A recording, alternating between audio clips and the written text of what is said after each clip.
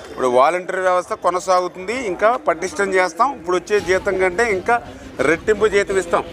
జీతం పెంచిన తర్వాత నువ్వే మళ్ళీ అన్నయ్య ఇదిగో మా జీతం పెరిగింది నీ ప్రభుత్వాలు అని చెప్పి నాకే మళ్ళీ స్వీట్ పట్టుకొచ్చి లేదా ఏదైనా గేదె అంటే జున్ను ఏదో వండి పట్టుకొచ్చి నాకు పెడతాం. ఓకేనా? వాలంటీర్లు ఎవరు కూడా పనిచేయడం అధ్యక్ష. Volunteer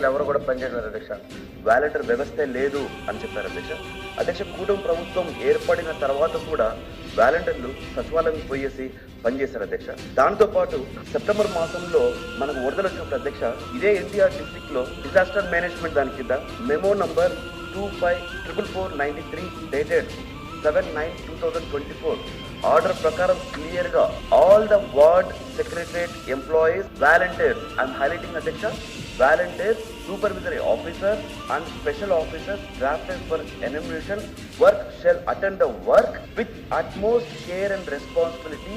Any deviation from the guidelines given here while conducting enumeration will be viewed seriously అనేది ఒక గవర్నమెంట్ స్పెషల్ సెక్రటరీ గారు వాలంటీర్ వ్యవస్థ సంబంధించిన వాలంటీర్లు వాడుకోండి అనేసి వరదలు వచ్చినప్పుడు ఇదే ఎన్టీఆర్ డిస్ట్రిక్ట్ సంబంధించిన ఆర్డర్ కూడా ఇవ్వడం జరిగింది. అంటే వ్యవస్థే లేదన్నారు, ఆర్డర్ కాపీ ఇచ్చారు, వాలంటీర్లు తీసుకోమన్నారు, వాళ్ళు పని చేయకపోతే వాళ్ళ మీద సీరియస్ యాక్షన్ తీసుకుంటామని కూడా చెప్పారు అధ్యక్ష.